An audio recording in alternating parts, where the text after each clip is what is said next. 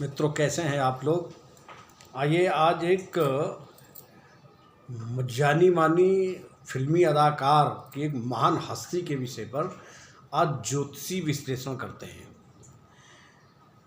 कंगना रनौत इस समय जो इनकी वास्तविक स्थिति चल रही है और जैसा इनके ऊपर भूचाल आया हुआ है, क्या कुंडली के ग्रहों का प्रभाव है? जरा आज इसके विषय में थोड़ी सी चर्चा करते हैं। देखिए, इनका जो जन्म है 23 मार्च सन 1987, समय दोपहर 12:01, स्थान मंडी हरियाणा, ये इनका जन्म का समय है। और जिस समय इनका जन्म हुआ उस समय शुक्र की महादशा चल रही थी। लग्न के अंश हैं 15, 40, 13, ये इनके लग्न अंश आ रहे हैं। और इसके अलावा अब आप देखिए, ये इनकी कुंडली आ रही है, ये इनकी पूरी कुंडली है। और आप इस कुंडली को देखिएगा, ये लग्न है और इस लग्न में मिथुन लग्न का इनका जन्म है। 6 नंबर पे केतु बैठा हुआ है और 8 नंबर जो ये शत्रु का स्थान है, यहाँ पर शनि बैठा हुआ है। और चंद्रमा, ये जो इनके हस्बैंड का स्थान है, दाम्पत्य का स्थान है, यहाँ पर 9 नंबर का यानी धनु राशि का चंद्रमा बैठा है। इनकी कुंडली में मिथुन लग्न का जन्म है और धनु राशि है। ये जो आयु का स्थान है, यहाँ पर शुक्र मकर राशि में बैठा हुआ है और लग्नेश बुध भाग्य स्थान में कुंभ राशि में बैठा हुआ है। अब देखिए, ये जो राज्य स्थान है, यश का स्थान है, यहाँ पर बृहस्पति 12 नंबर पे यानी मीन राशि का बृहस्पति, साथ में राहु और सूर्य बैठे हुए हैं। अब देखिए, आप जो एकादश स्थान है, यहाँ पर 1 नंबर का मंगल बैठा हुआ है यानी मेष राशि का मंगल। और आप देखिए, सूर्य इनके 8 अंश पे हैं, चंद्रमा 16 अंश पे है, शुक्र 29 अंश पे है, मंगल 27 अंश पे है, गुरु 11 अंश पे है और राहु 17 अंश पे बकरी है। इनमें इनकी कुंडली में कोई ग्रह बकरी नहीं है, सारे के सारे ग्रह मार्गी हैं। पहली बात तो ये। दूसरी बात, राहु केतु तो सर्वदा बकरी ही रहते हैं, उनकी तो बात ही छोड़ दो। यहाँ पर अब नवांश कुंडली को मैं अगर देखता हूँ तो नवांश कुंडली में मंगल, चंद्रमा और शुक्र, ये तीनों स्थान वर्गोत्तमी हैं। और नवांश लग्न इनकी कुंभ राशि की है यानी भाग्य राशि की नवांश लग्न है। ये इनकी नवांश की स्थिति है, शनि 27 अंश पे है। ये सारी ग्रहों की स्थिति चल रही है। अब थोड़ा सा आप एक एक चीज़ का यहाँ पर मैं विश्लेषण करता हूँ। यद्यपि सब लोग अपने अपने तरीके से कुंडली का एक्सप्लेनेशन करते हैं, लेकिन आज मैं, जैसा कि मैंने इसमें अध्ययन किया है, तो अपने विचार में जो मैंने इसमें स्टडी किया है, आज वो मैं अपनी स्थिति को साझा करता हूँ। देखिए, इनका जो लग्न में मिथुन राशि है, इसका जो लग्नेश बुध है वो भाग्य स्थान में बैठा हुआ है और अपनी मित्र राशि में है। इस जगह बैठने का मतलब ये हो गया कि ये जन्म से ही भाग्य लेकर के पैदा हुई। इनकी कुंडली में जन्म से ही इनके साथ में इनका भाग्य जुड़ गया है और आय भाव का मालिक आय भाव में बैठा हुआ है, तो भाग्य के साथ साथ आय भी पूरी जिंदगी में इनके साथ जुड़ी हुई है।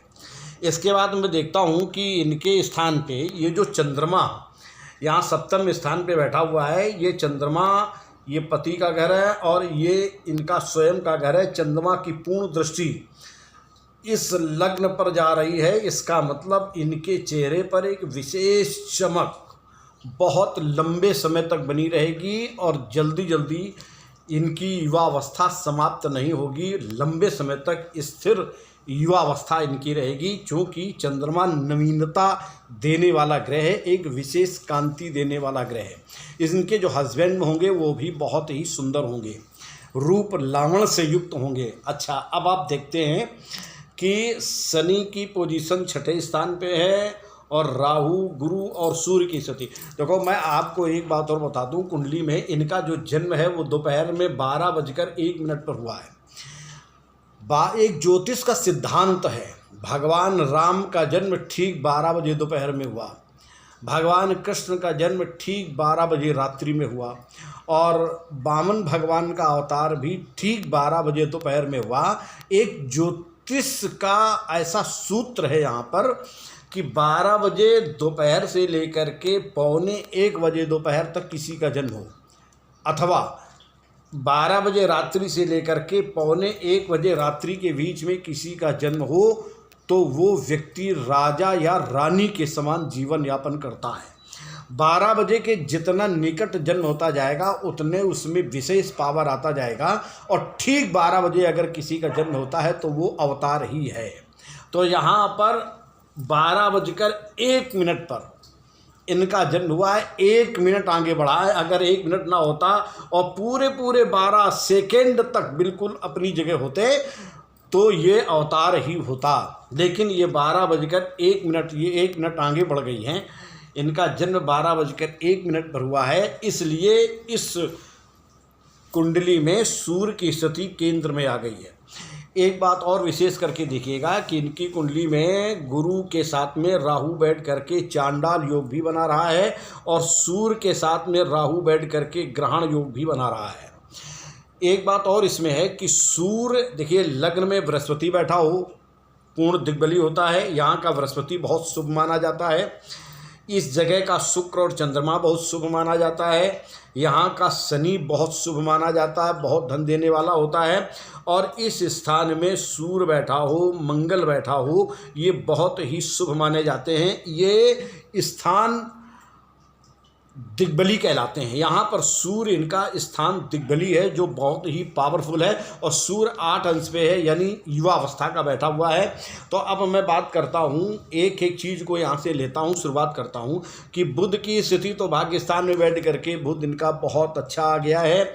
और ये पोजीशन ये है कि शुक्र इनका यहाँ से इस स्थान को देखें तो नवम से नवम पड़ता है, यानी इनका जो भाग्योदय था वो 25 ईयर्स यानी 25 साल की अवस्था के बाद से इनका स्टार्ट हो गया। इसके बाद में दूसरा भाग्योदय 32 साल की अवस्था में होगा।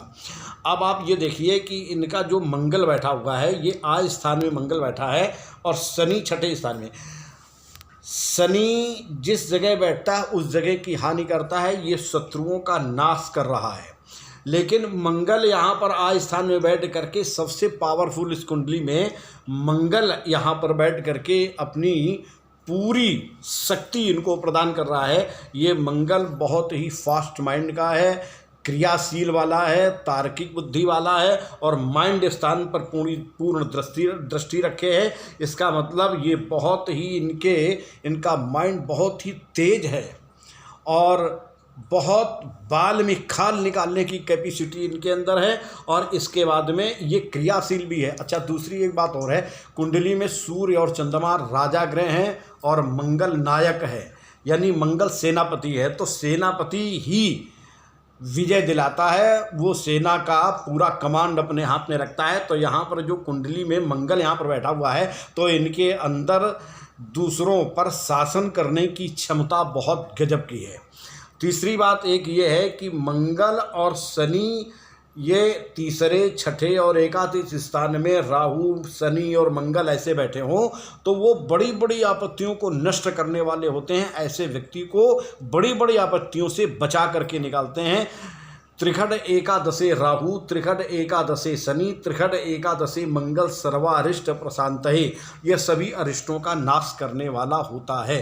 तो मंगल इनका यहाँ पर बैठ करके आय के विषय में, भाग्य के विषय में, धन के विषय में बहुत ही जबरदस्त राजयोग देता है। एक बात और है कि मंगल शनि के स्थान को पूर्ण दृष्टि से, अपनी अष्टम दृष्टि से देख रहा है। तो यो यो भावा स्वामितो दृष्टवा तत्तस्यास्य वृद्धि, यहाँ का मतलब ये हो गया कि मंगल चूंकि रजोगुणी है, तो मंगल की पूर्ण दृष्टि यहाँ पर होने के कारण ये शत्रु भाव है, तो शत्रु भाव को बढ़ाता है। यानी इनके जो शत्रु वाले होंगे वो राजनीतिक लोग होंगे, जिनके कारण इनको क्षति पहुँचेगी। लेकिन यही मंगल उस सारे बवंडर को, जो बड़े विकराल रूप लेकर के इनके सामने आएगा, वो मंगल इनकी सारी उस समस्या का स्वयं ही धीरे धीरे उसका समाधान कर देगा। कुंडली में न कोई ग्रह, न कोई व्यक्ति अच्छा होता है, न कोई व्यक्ति खराब होता है। उसके ग्रह ही उसको अच्छा और पावरफुल बनाते हैं और उसको खराब बनाते हैं, उसको नीचा दिखाते हैं। ये सब कुंडली के ग्रहों का ही प्रभाव होता है। अब आप देखिए कुंडली यहाँ पर बृहस्पति 10वें स्थान में 10th हाउस में स्वग्रही होकर के बैठा है, लेकिन ये राहु के साथ बैठ करके जो पूर्ण पंच महापुरुष राजयोग बनना चाहिए था वो राजयोग नहीं बन पा रहा है, क्योंकि ये सूर्य के साथ में बैठा है, राहु के साथ बैठ करके गुरु चांडाल योग बना करके इसके प्रभाव को कम कर रहा है।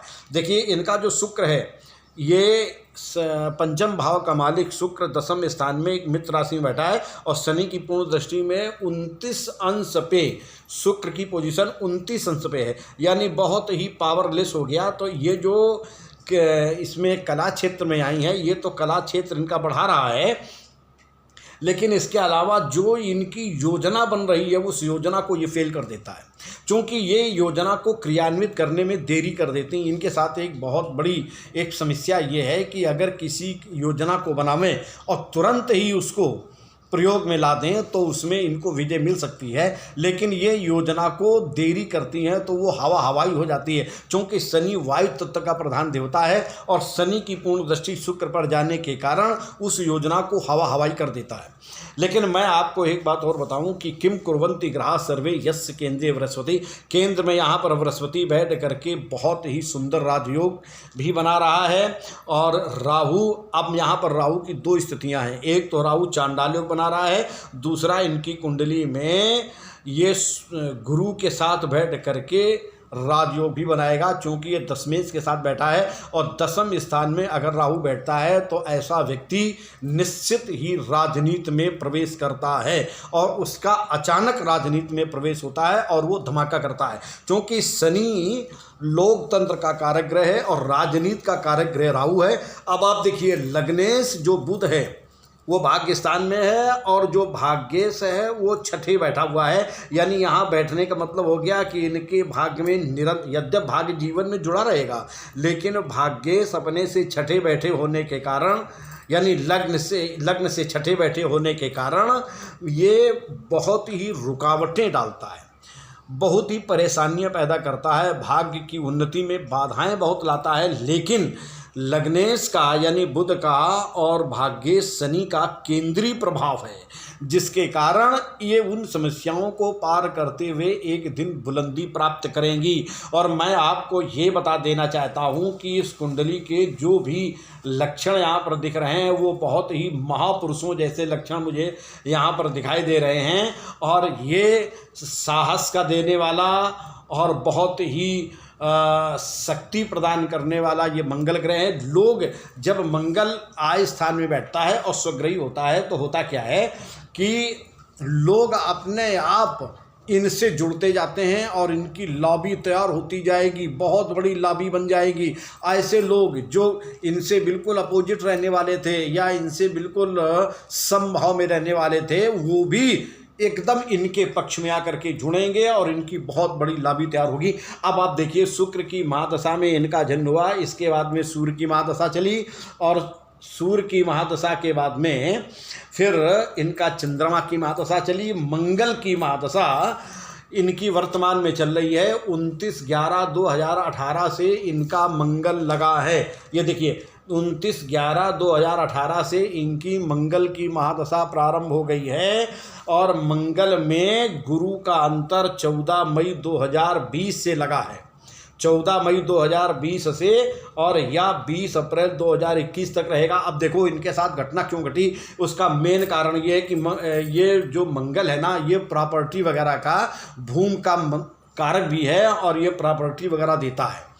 अब मंगल से बृहस्पति दूसरे और 12वें का संबंध बन रहा है और ये जो बृहस्पति है, ये बृहस्पति अगर आप विचार करें तो इसकी एक राशि 7वें स्थान में जा रही, तो ये मारक भी है। और मंगल एक अगर और स्थिति से देखा जाए पराशरी सिद्धांत से, तो मंगल तीसरे और छठे और 11वें भाव का जो मालिक होता है वो पापी होते हैं। तो ये छठे भाव का और 11वें भाव का मालिक मंगल पापी है, इसलिए पापी ग्रह की महादशा में दूसरे मार्केश का अंतर होने की वजह से इनके साथ ये जो इनका मकान ढाया गया, इनका जो ऑफिस गिराया गया, इनको जो मानसिक यातना भोगनी पड़ रही है, वो मेन कारण मंगल की महादशा में बृहस्पति के अंतर के कारण ही है। और ये समस्या इनकी 20 अप्रैल 2021 तक अभी इनको इस समस्या से जूझना पड़ेगा और इसमें इनको बड़े बड़े लोगों से टक्कर लेनी पड़ेगी अंततोगत्वा। लेकिन मैं आपको बता दूं कि विजय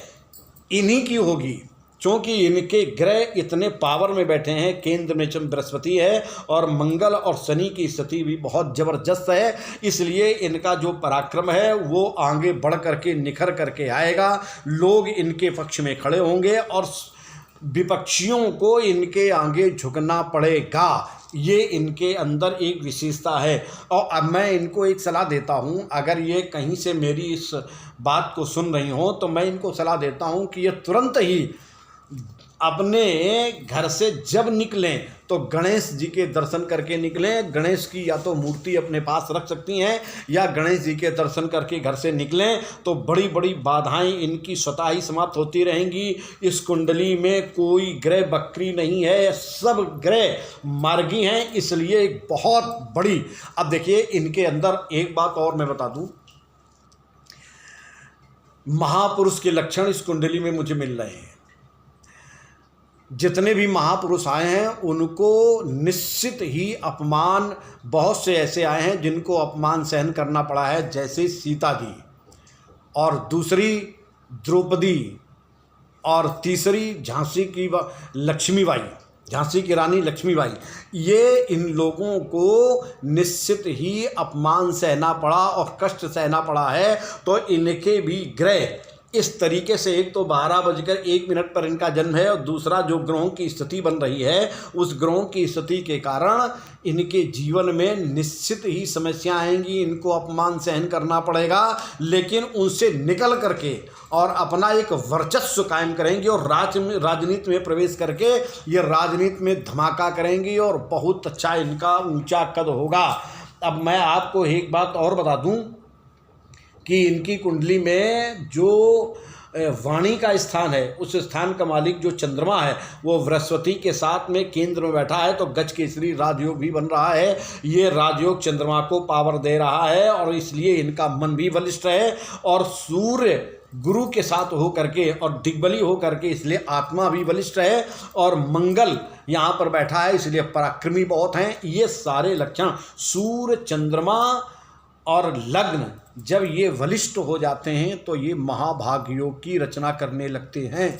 तो यहाँ पर सूर्य, चंद्रमा और लग्न ये सब बलवान हो रही है, इसलिए इनके लिए बहुत ही शुभ होगा। और आगे आने वाले समय में अब आप देखिए इनकी जो मंगल की महादशा है वो 29/11/2025 तक रहेगी, लेकिन इसी महादशा में ये बहुत बड़ा चमत्कार प्राप्त करेंगी। अभी इनके लिए जो समस्या का समय है वो 20 अप्रैल 2021 तक रहेगा। इस समय इनको बहुत ही धैर्य की आवश्यकता है, अपना धैर्य रखें और गणेश जी की पूजा करके घर से निकलें तो इनका कल्याण होता रहेगा।